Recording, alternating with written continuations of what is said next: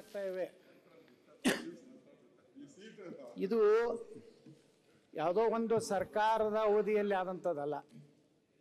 ಎಲ್ಲ ಸರ್ಕಾರಗಳಲ್ಲಿ ಈಗಾಗಲೇ ನಮ್ಮ ಸುರೇಶ್ ಗೌಡ್ರು ಹೇಳದಂತೆ ಯಾರು ಬರ್ತಾರೆ ಇಲ್ಲಿ ಚೇರ್ಮನ್ ಆಗ್ಬೇಕಾದ್ರೆ ಇಷ್ಟು ಕೋಟಿ, ಅದ್ರ ಮೆಂಬರ್ ಆಗ್ಬೇಕಾದ್ರೆ ಇಷ್ಟು ಕೋಟಿ. ಸಮಸ್ಯೆ ಚರ್ಚೆ ಮಾಡಿ. ಯಾವ್ದ್ರಿ ಅವ್ರಿಗೆ ನಮ್ಮ ಮ್ಯಾಗ ವಿಶೇಷ ಪ್ರೀತಿ ಐತಿ. ಯಾಕಂದ್ರೆ ಅಧ್ಯಕ್ಷರೇ, ಈಗ ಈ ಮೊನ್ನೆ ಆದ ಪರೀಕ್ಷೆಯಲ್ಲಿ ಏನು ಸಮಸ್ಯೆ ಆಗಿದೆ ಇದನ್ನು ಹೇಗೆ ಸರಿಪಡಿಸಬಹುದು ಅಂತ ಹೇಳಿ ಬರ್ಲಿ ಸಲಹೆ. ನಾವು ಒಟ್ಟಾರೆ KPSC ಪರಿಸ್ಥಿತಿಯನ್ನು ಮಾತಾಡ್ಬೇಕಲ್ರಿ ಅಧ್ಯಕ್ಷರ. ಓಕೆ, ಸಮಯ ನೀವು ರಾತ್ರಿ 11 ತನಕ ನಡೆಸ್ತೀರಿ, 1 ತನಕ ನಡೆಸ್ತೀರಿ. ನಿಮಗ ಟೈಮು ಯಾವಾಗ ಏನ್ ಮಾಡ್ತಿರೋ ನಮಗಂತೂ ಹತ್ತೋದಿಲ್ಲ. ಮುಂಜಾನೆ 8 ಗಂಟೆಗೆ ಮುಗಿಸುವ, ರಾತ್ರಿ 1 ಗಂಟೆ ತನಕ ಬುಕ್ ಬರೀತೀರಿ. ಈಗ ಅವ ಐಷಾರಾಮ ಕುರ್ಚಿ ಬಂದ, ಆ ಕುರ್ಚಿ ಬಗ್ಗೆನೂ ಚರ್ಚೆ ನಡೆದದ. ಅದಕ್ಕೆ ಅಧ್ಯಕ್ಷರೇ, ಒಟ್ಟು KPSC ವಾತಾವರಣ ಸರಿ ಇಲ್ಲ. ಅಲ್ಲಿ ನಾಮಿನೇಟ್ ಆಗೋರು ಜಾತಿ ಆಧಾರದ ಮೇಲೆ, ದುಡ್ಡಿನ ಮೇಲೆ. ಯಾವ ಜಾತಿಯವ ಮೆಂಬರ್ ಆಗ್ತಾನೋ ಅವ ತನ್ನ ಜಾತಿಯವ್ರನ್ನ ಅಲ್ಲಿ ಸಿಲೆಕ್ಷನ್ ಮಾಡೋದು ಅವ್ನ ಧರ್ಮ ಅಷ್ಟೇ. ಅಲ್ಲಿ ಮೆರಿಟ್ ಆಗಲಿ, ಪಾಪ ಹಳ್ಳಿಗಾಡಿನ ಜನ ಬಂದಂಥವ್ರಿಗೆ ಅವಕಾಶ ಸಿಗೋದಾಗಲಿ ಸಾಧ್ಯ ಇಲ್ಲ. ಯಾಕಂದರೆ ಇವರು ಕನ್ನಡ ಮತ್ತು ಇಂಗ್ಲೀಷ್ ಇವು ಎರಡೂ ಏನಿದೆಯಲ್ಲ, ಮೊದಲು ಈಗಾಗಲೇ ಹೇಳಿದ್ರೆ ನಮ್ಮ ವಿರೋಧ ಪಕ್ಷ ನಾಯಕರು ಮೂಲ ಕನ್ನಡದಲ್ಲಿ ಪ್ರಶ್ನೆಯನ್ನು ತಯಾರು ಮಾಡಬೇಕು, ಅದನ್ನು ತುರ್ಜಿಮೆಯನ್ನು ಇಂಗ್ಲೀಷಿನಲ್ಲಿ ಮಾಡಬೇಕು. ಇಲ್ಲಿ ಏನಾಗ್ತಾ ಇದೆ, ಅಲ್ಲಿರುವಂಥ ಮೆಂಬರ್ ಸೆಕ್ರೆಟ್ರಿ ಭಾಳ ಪ್ರಾಮಾಣಿಕ ಬಂದ್ರೂ ತೊಂದರೆ ಇಲ್ಲಿ. ಆ ಮನುಷ್ಯ ಅವ್ರನ್ನ ಇಟ್ಕೋದೇ ಇಲ್ಲ. ಒಬ್ಬ ಅಧಿಕಾರಿ ನಂತರ ಅವ್ರು ಹೊಟ್ಟೆ KPSCಯಲ್ಲಿರುವಂಥ ತಂಡ ಏನಿದೆಯಲ್ಲ, ನಾವು ಎಷ್ಟೋ ಸಲ ಬರ್ತಾರೆ. ನಾವು MLA ಅಂದ ಮೇಲೆ ನಾವು ಹಿಂದೆ MP ಇದ್ದಾಗ ಒಮ್ಮೆ ಹೋಗಿದ್ದೀವಿ ಒಬ್ಬ KPSC ಮೆಂಬರ್ ಮನೆಗೆ ವ್ಯವಹಾರ ಮಾಡ್ಲಿಕ್ಕೆ ಹೋಗ್ಬೇಕಲ್ಲ. ಅಷ್ಟೇ, ಅಲ್ಲೇನು ಪ್ರಾಮಾಣಿಕರದಾರೆ, ಬಡವರು ಅದಾರ, ಅವು ಏನಿಲ್ಲ. ಅಧ್ಯಕ್ಷರೇ, ಇವತ್ತು ಸಾಕಷ್ಟು ನೇಮಕಾತಿಗಳು ಇವರು ಮಾಡುವಂಥ ತಪ್ಪುಗಳಿಂದ ಇವತ್ತು ನೋಡ್ರಿ ಅಧ್ಯಕ್ಷರೇ, ಈಗಾಗಲೇ ನಮ್ಮ ವಿರೋಧ ಪಕ್ಷ ನಾಯಕರಿಂದ 2 ಲಕ್ಷ ಜನ ಅವರು ಎಲ್ಲೋ ಟ್ರೈನಿಂಗ್ ಕೋಚಿಂಗ್ ಕ್ಲಾಸಸ್ ಅದಾವೆ, ಧಾರವಾಡದಲ್ಲೋ ಬಿಜಾಪುರದಲ್ಲೋ. ಆ ಕೋಚಿಂಗ್ ಕ್ಲಾಸಿನಲ್ಲಿ ಬಡವರು ಆ ಹಳ್ಳಿಯಿಂದ ಬಂದು ಅಲ್ಲಿ ಕೋಚಿಂಗ್ ತೊಗೊಂಡು, ಅಧ್ಯಕ್ಷರು ಒಮ್ಮೊಮ್ಮೆ ಅವ್ರು ಊಟ ಎಲ್ಲಿ ಮಾಡ್ತಾರೆ ಗೊತ್ತೈತೇನೆ ಅಧ್ಯಕ್ಷರೇ, ಎಲ್ಲರೇ ಅನ್ನದಾಸೋಹ ನಡೆದಿದ್ರೆ, ಎಲ್ಲರೂ ಗಣಪತಿ ನಡೆದಿದ್ರೆ, ಎಲ್ಲರೇ ನಾಡದೇವಿ ಕಾರ್ಯಕ್ರಮ ನಡೆದಿದ್ರೆ ಅಲ್ಲಿ ಹೋಗಿ ಊಟ ಮಾಡ್ತಾರೆ. 1000-2000 ಜನ ಒಂದೊಂದು. ಈ ಶ್ರಾವಣ ಮಾಸದಲ್ಲಿ ನಮ್ಮ ಕಡೆ ಎಲ್ಲ ಡೈಲಿ ಅನ್ನಪ್ರಸಾದ ಇರ್ತದೆ. ಅಲ್ಲಿ ಹೋದ್ರೆ ಸಾವಿರಾರು ಹುಡುಗರು ಬರ್ತಾರೆ. ಅಂದರೆ ಅಷ್ಟು ಬಡತನದಿಂದ ಹಗಲು ರಾತ್ರಿ ಕಣ್ಣಿಗೆ ಎಣ್ಣೆ ಹಾಕ್ಕೊಂಡು ಅಧ್ಯಯನ ಮಾಡಿದ್ಮೇಲೆ ಅವರಿಗೆ ನ್ಯಾಯ ಸಿಗಲಾರ್ದೇ ವ್ಯವಸ್ಥಿತವಾಗಿ ಕರ್ನಾಟಕದಲ್ಲಿರುವಂಥ ನಮ್ಮ ಪ್ರತಿಭೆಗಳನ್ನು ಇವತ್ತು ನೇಮಕಾತಿಯಲ್ಲಿ ಆಗ್ತಾ ಇಲ್ಲ. ಇದೊಂದು ಹೆಂಗೆ ನಮ್ಮ ಸಿದ್ದರಾಮಯ್ಯನವ್ರು ಮಾಡ್ಯಾರಲ್ಲ ತಾಳಿ ಭಾಗ್ಯ ಅಂತೇಳಿ, ತಾಳಿ ಭಾಗ್ಯ ಕಾರ್ಯಕ್ರಮ ಇದ್ದಂಗಿದೆ. ಆ ವರನ್ನ ಕಾಂಟ್ಯಾಕ್ಟ್ ತಗೋತಾರೆ, ನೀನು KS ಅಧಿಕಾರಿನ ಮಾಡ್ತೀವಿ, ನನ್ನ ಮಗಳನ್ನ ಆಗಬೇಕು. ಅವ್ರ ಅಧಿಕಾರಿ ಮಗಳರಿರ್ಬೋದು, ರಾಜಕಾರಣಿ ಮಗಳರಿರ್ಬೋದು, ಅವರು ಇಲ್ಲೆಲ್ಲ ಈಗ ಹೇಳೋದಲ್ಲ ರೇಟ್ ಏನೇನಿದೆ ಅಂತೇಳಿ. ಇದೇನಾದ್ರು ನಾವು ನೋಡಿ ಅಧ್ಯಕ್ಷರೇ, ಇವತ್ತು ನಾವು ಕಾಂಗ್ರೆಸ್ BJP ಅಂತಲ್ಲ, ನಮ್ಮ ಪಕ್ಷದಾಗಿದ್ದಾಗೂ ಆಗೈತೆ. ಇವೇನು ಸ್ವಾಯತ್ತ ನೀವು ಸಂಸ್ಥೆ ಅಂತಿರಲ್ಲ, ಇಲ್ಲಿ ನೇಮಕಾತಿ ಆಗೋದೇ ದುಡ್ಡದ ಮೇಲೆ. ಅದು ಪೊಲ್ಯೂಷನ್ ಬೋರ್ಡ್ ಇರ್ಬೋದು, KPSC ಇರ್ಬೋದು. ಮತ್ತು ಅವ್ರು ಅಷ್ಟು ದುಡ್ಡು ಕೊಟ್ಟು ಬಂದ ಮೇಲೆ ಅವರು ಅಲ್ಲಿ ಹಣ ಸಂಪಾದನೆ ಮಾಡಬೇಕಲ್ಲ. ಈ ರೀತಿ ಉದ್ದೇಶಪೂರ್ವಕವಾಗಿ, ಮತ್ತು ಅವ್ರು ಯಾರ್ದು ಕಂಟ್ರೋಲ್ ಇಲ್ಲ ಅಂತ ಹೇಳ್ತೀರಿ. ಅವ್ರು ನಿಯಂತ್ರಣ ಮಾಡುವಂಥದ್ದನ್ನು ಅಧಿಕಾರಿ ಇಟ್ಕೋಬೇಕಲ್ಲ ಸರ್ಕಾರ. ಈಗ ನಾವು ಸುಪ್ರೀಂ ಕೋರ್ಟ್ ಬಗ್ಗೆ ಕಾವೇರಿ ವಿಚಾರದಲ್ಲಿ ನಾನೇ ವಿಧಾನ ಪರಿಷತ್ನಲ್ಲಿ ಮಾತಾಡಿದೆ. ಸುಪ್ರೀಂ ಕೋರ್ಟು ಏನು ಬೇಕಾದ್ರೂ ತೀರ್ಪು ಕೊಟ್ಟರೆ ಕನ್ನಡ ನೀರು ಬಿಡು ಅಂತ ಹೇಳ್ಬಿಟ್ರೆ, ಅದನ್ನಂಥವು ಚರ್ಚೆ ನಾವು ಮಾಡಿದಾಗ KPSC ಬಗ್ಗೆ ಇದೊಂದು ಯಾವುದೇ ಪಕ್ಷದ ಯಾವುದೇ ಸರ್ಕಾರದ ಅಧೀನದಲ್ಲಿ ಇಲ್ಲ ಅಂದಮೇಲೆ ಅದರ ನಿಯಂತ್ರಣ ಮಾಡುವ ಅಧಿಕಾರ ನಮ್ಮ ಈ ಒಂದು ಸದನಕ್ಕಿದೆ. ಇಷ್ಟೆಲ್ಲ ಅವಾಂತರ ಆದ್ರೂ ಸಹ, ಇಷ್ಟೆಲ್ಲ ಹಗರಣಗಳು ಇವತ್ತು KPSC ಸಾಕಷ್ಟು ಮಾಧ್ಯಮಗಳಂತರೂ ನಿರಂತರವಾಗಿ ಇವತ್ತು ಇಲ್ಲಿ ನಡೀತಿರುವಂಥ ಭ್ರಷ್ಟಾಚಾರದ ಬಗ್ಗೆ, ಅವ್ರು ಮಾಡ್ತಿರುವಂಥ ತಪ್ಪುಗಳ ಬಗ್ಗೆ, ಆದರೂ ಮುಖ್ಯಮಂತ್ರಿಗಳ ಸಹ ಮಧ್ಯಸ್ಥಿಕೆ ವಹಿಸಿದ್ರು ಸಹ ಅವರು ಯಾರಿಗೂ ಕೇರ್ ಮಾಡದೇ ಇರುವಂಥ, ಇವತ್ತು ನೀವು ನಾವು MLA ಆಗಿ KPSCಗೆ ಹೋದರೆ ಸುಪ್ರೀಂ ಕೋರ್ಟ್ ಹೈಕೋರ್ಟ್ನಲ್ಲಿ ಈಸಿಯಾಗಿ ಒಳಗೆ ಹೋಗ್ಬೋದು. ಅಲ್ಲಿ ಈಸಿಯಾಗಿ ಬಿಡುವುದಿಲ್ಲ ಅಧ್ಯಕ್ಷರು. MLAಗಳಿಗೆ ಅವ್ರ ಚೇರ್ಮನ್ರು ಮೀಟಿಂಗ್ ಮಾಡ್ತಾ ಇದ್ದಾರೆ. MLA ಹೋದ್ರೂ ಬರೋದಿಲ್ಲ. ಆ ವ್ಯವಸ್ಥೆನೇ ಬೇರೆ ಇದೆ. ಅದೊಂದು ಏನಾಗ್ಬಿಟ್ಟಿದೆ ಅಂದರೆ KPSC ಅಂತ ಬ್ರಹ್ಮಾಂಡ ಭ್ರಷ್ಟಾಚಾರ. ಇವತ್ತು ಇದು ತಡೆ ಹಿಡಿಬೇಕು. ಪ್ರಾಮಾಣಿಕ ಯಾವ ರೀತಿ ಇವತ್ತು ನಾವು ಶಿಕ್ಷಕರನ್ನು, ನಾವು ಗೋವಿಂದಗೌಡರಿದ್ದಾಗ, ಈ ರಾಜ್ಯದ ಶಿಕ್ಷಣ ಮಂತ್ರಿಗಳಿದ್ದಾಗ, ಇವತ್ತು ಗೋವಿಂದಗೌಡರನ್ನ ಎಲ್ಲ ಶಿಕ್ಷಕರು ನೆನಪು ಮಾಡ್ಕೋತಾರೆ.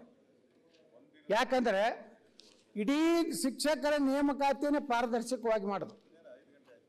ಇವತ್ತು PSI ಹಗರಣ ಏನಾಯ್ತು? ಮುಚ್ಚಿ ಹಾಕಿಬಿಟ್ರಲ್ಲ. ಯಾವನೊಬ್ಬ ಏನು ADGP ಅವನು ಒಯ್ದು ಹಾಕಿದ್ರಿ, ಬಿಟ್ರಿ ಬೇಲ್ ಮ್ಯಾಗ. ಯಾರ್ಯಾರು ಅದರ ಆರೋಪ ತಿಳಿದ್ರಿ ಎಲ್ಲಾನು ಬಿಟ್ಬಿಟ್ರಿ. ಅಂದ್ರೆ ಎಲ್ಲಿ ಅದೇ ಕೋರ್ಟ್ಗೆ ನೀವು ಸರಿಯಾಗಿ ಸಮರ್ಪಕವಾಗಿ ನೀವು ದಾಖಲೆ ಕೊಡುವುದಿಲ್ಲ.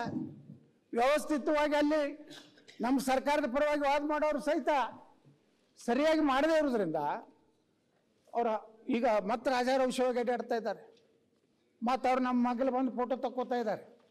ಈ ರೀತಿ ಅಧ್ಯಕ್ಷರೇ ಏನು ಮಾಡಿದ್ರು ಸಹ ಇವತ್ತು ನಾವೇನಿವತ್ತು KPSCಯ ಪರಿಸ್ಥಿತಿಯನ್ನು ನೋಡ್ತಾ ಇದ್ದೀವಿ. ಇದು ಯಾರಾದರೂ ಕೇಳಬೇಕಲ್ಲ. ನಮ್ಮ ಸರ್ಕಾರ ಬಡವರ ಪರವಾಗಿ, ನಮ್ಮ ಸರ್ಕಾರ ದೀನದಲಿತರ ಪರವಾಗಿ ಎಲ್ಲರೂ ಘೋಷಣೆ ಕೊಡ್ತೀವಿ. ಆದರೆ ಅಲ್ಲಿ ನಡೀತಿರುವಂಥ ಅವಾಂತರಗಳ ಬಗ್ಗೆ ಸದನದಲ್ಲಿ ನನಗನ್ನಿಸ್ತದೆ ಅಶೋಕ್ ಅವರು ಮೊದಲೇ ಸಲ KPSC ಬಗ್ಗೆ ಚರ್ಚೆ ಆಗ್ತಿರ್ಬೇಕಿಲ್ಲ. ಇನ್ನೊಂದು ಯಾವತ್ತಾಗಿಲ್ಲ. ಇನ್ನೊಂದು ದೊಡ್ಡ ಬ್ರಹ್ಮಾಂಡ ಭ್ರಷ್ಟಾಚಾರ ಇದೆ, ಪೊಲ್ಯೂಷನ್ ಬೋರ್ಡ್ ಅಂತೇಳಿ. ಅಲ್ಲಿನೂ ಇದೆ. ಏನು ನೇಮಕಾತಿಗಳು ಇವ್ರು ಏನು ಮಾಡ್ತಿರಲ್ಲ ನೀವು. ಹಿಂದನೂ ಆಯ್ತು, ಮುಂದನೂ ಆಯ್ತು. ಈಗ ಬಹಳಷ್ಟು ನಾನು ನಾಳೆ ಕೇಳಿಲ್ಲ, ಯಾಕಂದ್ರೆ ಭಾಳ ಅಶೋಕ್ ಅವರು ಭಾಳ ವಿಸ್ತಾರವಾಗಿ ಮಾತಾಡೋರು. ಯಾವ ರೀತಿ ರಾಷ್ಟ್ರಪತಿ ಅನ್ನೋ ಶಬ್ದವನ್ನು ಯಾವ ರೀತಿ ಕನ್ನಡದಲ್ಲಿ ಅದನ್ನು ಅಮೇರಿಕ ಅಧ್ಯಕ್ಷ ಅನ್ಬೇಕಾಗಿತ್ತು, ರಾಷ್ಟ್ರಪತಿ ಅಂತಾರೆ. ಅಂದ್ರೆ ಇಲ್ಲಿ ಯಾರು ತಿಳಿಯಿದ್ದವ್ರು, ಕನ್ನಡ ಇದ್ದವ್ರು ಏನಾರು ಅದಾರೋ ಅಥವಾ ಎಲ್ಲಿ ಅವ್ರಿಗೆ ಏನು ಅರ್ಥ ಆಗಲ್ಲ ಅವ್ರು. ಅದು ಯಾವ ಕನ್ನಡ ಏನೋ ಅದನ್ನು ತಿಳಿಯಲ್ಲ. ನಮ್ಮ ಕನ್ನಡ ಅಂತರಲ್ಲ, ನಿಮ್ಮ ಶುದ್ಧವಾದಂಥ ಸುಂದರವಾದಂಥ ಕನ್ನಡನೂ ಇಲ್ಲ. ಇದು ಒಂದು ಕನ್ನಡ ಬೇರೆ ಇದೆ ಅಧ್ಯಕ್ಷರೇ. ದಕ್ಷಿಣ ಕನ್ನಡದ ಸುಂದರವಾದ ಕನ್ನಡನೂ ಇಲ್ಲ. ನಮ್ಮ ಉತ್ತರ ಕರ್ನಾಟಕದ ಒಂದು ರೀತಿ ಗಡಸು ಕನ್ನಡನೂ ಇಲ್ಲ. ಇದು ಗೂಗಲ್ ಕನ್ನಡ ಇದೆ. ಇದು ಗೂಗಲ್ ಕನ್ನಡ ಹತ್ರ. ನಮ್ಮ ಕನ್ನಡ ಕರ್ನಾಟಕದಲ್ಲಿ ಗೂಗಲ್ ನೋಡಿ ಇವರು ಟ್ರಾನ್ಸ್ಲೇಷನ್ ಮಾಡ್ತಾರೆ. ಇದು ಅಂತ ಹಣೆ ಬರ್ರಿ ನಾನು ಗೂಗಲ್ಗೆ ಯಾಕೆ ಹೋಗ್ತೀರಿ? ನಮಗೆ ಕೇಳಿದ್ರೆ ಹೇಳ್ತೀವಿ ಯಾವ್ದು ಅನ್ಬೇಕು ಅನ್ನೋದು. ಖಾಲಿ ಇದೀವಿ. ನೀವು ಕೊಟ್ಟು ಕಳಿಸ್ರಿ ಈ ಶಬ್ದಗಳಿಗೆ ಏನು ಅನ್ಬೇಕು ಅನ್ನೋಂಥದ್ದು ನಾವು ಮಾರ್ಕ್ ಮಾಡಿ ಕಳಿಸ್ತೀವಿ ನಾವು. ಅಂದರೆ ಒಟ್ಟಾರೆ ಇದು ಉದ್ದೇಶಪೂರ್ವಕವಾಗಿ ಕನ್ನಡದ ಅಭ್ಯರ್ಥಿಗಳಿಗೆ ಕನ್ಫ್ಯೂಷನ್ ಆಗಬೇಕು. ಕನ್ನಡದ ಮಕ್ಕಳಿಗೆ ನೇಮಕಾತಿ ಆಗೇಬಾರ್ದು. ಏನು ದೊಡ್ಡ ದೊಡ್ಡ ಶ್ರೀಮಂತ ಮಕ್ಕಳು ಏನು ಇಂಗ್ಲಿಷ್ ಕಲ್ತಿರ್ತಾರೆ, ರಾಜಕಾರಣಿಗಳ ಮಕ್ಕಳಾಗಲಿ ಅಧಿಕಾರಿಗಳ ಮಕ್ಕಳಾಗಲಿ ಅವರಷ್ಟೇ ನೇಮಕಾತಿ ಆಗುವಂತ ವ್ಯವಸ್ಥಿತವಾದ ಸಂಸ್ಥೆ. ಓಕೆ, ಇದು ನಾನು ಪ್ರಾಮಾಣಿಕವಾಗಿ ಇದನ್ನ ತನಿಖೆ ಮಾಡಿಸಿ ಸಂಬಂಧಪಟ್ಟಂತ ಎಲ್ಲ ಅಲ್ಲೇನು ಎಕ್ಸಾಮಿನರ್ ಹಿಡಿದು ವ್ಯಾಲ್ಯೂಯೇಟರ್ ಏನಾದರೆ ಎಲ್ಲರನ್ನೂ ತನಿಖೆ, ಒಂದು CBI ತನಿಖೆ ಮಾಡೋದು ಒಳ್ಳೇದು. ಮರುಪರೀಕ್ಷೆ ಮತ್ತಿದೆ ತಪ್ಪು ಮಾಡ್ತಾರೆ.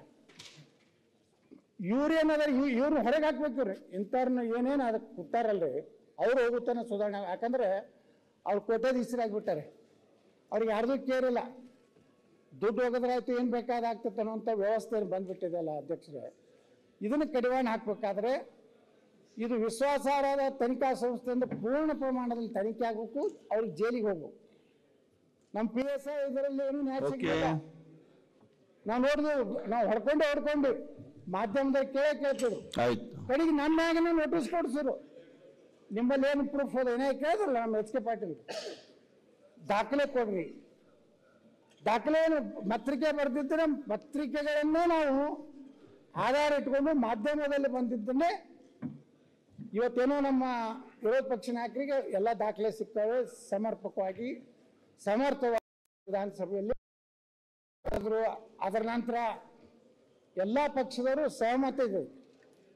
ಒಟ್ಟಾರೆ ಈ ಒಂದು ಹಗರಣ ಏನಾಗ್ತಾ ಇದೆ KPSCಯಲ್ಲಿ, ಮರು ಪರೀಕ್ಷೆ ಮಾಡ್ಕೊತ 8 ವರ್ಷ ಮಾಡ್ಯಾರ ನೀವು, 8 ವರ್ಷ 10 ವರ್ಷ. ಅವ್ರ ಭವಿಷ್ಯ ಏನ್ರವ್ರು ಬರೀ ಪೊಲೀಸ್ ನೇಮಕಾತಿಯಲ್ಲಿ ಸ್ವಲ್ಪ ವಯೋಮಿತಿ ಜಾಸ್ತಿ ಮಾಡೋದು ಮಾಡ್ಲಿಕ್ಕೆ ತಯಾರಿಲ್ಲ ಸರ್ಕಾರ. ಈ ರೀತಿ ಬೇಜವಾಬ್ದಾರಿತನದಿಂದ ಈ ಸದನ ಇವತ್ತು ನನಗೆ ಅನ್ನಿಸ್ತದವ್ರು ಯಾರ್ಯಾರು ತುರ್ಜಮೆ ಮಾಡ್ತಾರಲ್ಲ ಇಂಗ್ಲೀಷ್ನಿಂದ ಕನ್ನಡ, ಅವ್ರು ಸ್ವಲ್ಪ ಇಲ್ಲಿ ತಂದು ಇಲ್ಲಿ ನಿಂದ್ರಿಸೋರು ಅವ್ರ ಮುಖಾರಿ ನೋಡೋಣ ಹೆಂಗಿರೋದವ್ರು, ಅವ್ರು ನಿಜವಾಗಿ ಕನ್ನಡಿಗರದವರು ಅಥವಾ ಎಲ್ಲಿದ್ದಾರೆ.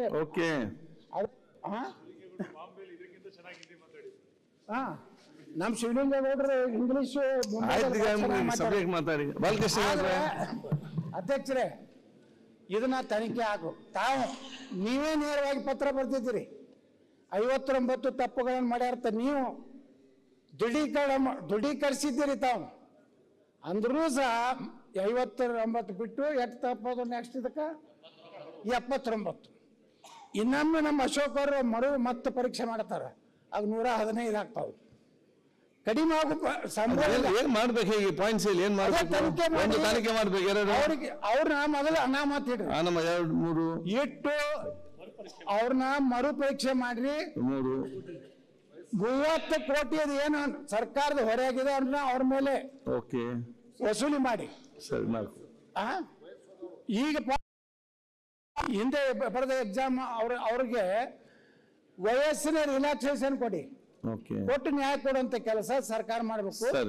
ಸುಮ್ಮನೆ ಇದೇನದಾರ ಇದನ್ನು ಏನೋ ಒಂದು ಉತ್ತರ ಕೊಡುವಂತದಲ್ಲ. ಅಧ್ಯಕ್ಷರೇ, ದಯವಿಟ್ಟು ತಾವು ನಿರ್ದೇಶನ ಮಾಡ್ಬೇಕು ಸರ್ಕಾರಕ್ಕೆ, ಇದು ಸಂಪೂರ್ಣ ತನಿಖೆ ಆಗ್ಬೇಕಂತ ನಾವು ವಿನಂತಿ ಮಾಡ್ತೀವಿ. ನ್ಯೂಸ್ ಫಸ್ಟ್, ನಿರ್ಭೀತಿಯಿಂದ ನಿಮ್ಮ ಪರವಾಗಿ.